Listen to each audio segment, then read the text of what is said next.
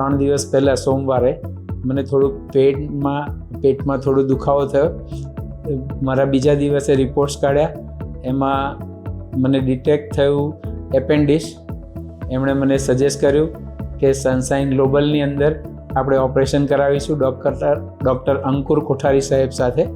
એટલે અમે લોકો એડમિટ થયા અને મારું ઓપરેશન સરસ રીતે પત્યું છે અને સરસ કોઈ તકલીફ વગર સરસ ઓપરેશન થયું છે અને હું બહુ હેલ્ધી રીતે રહ્યો છું.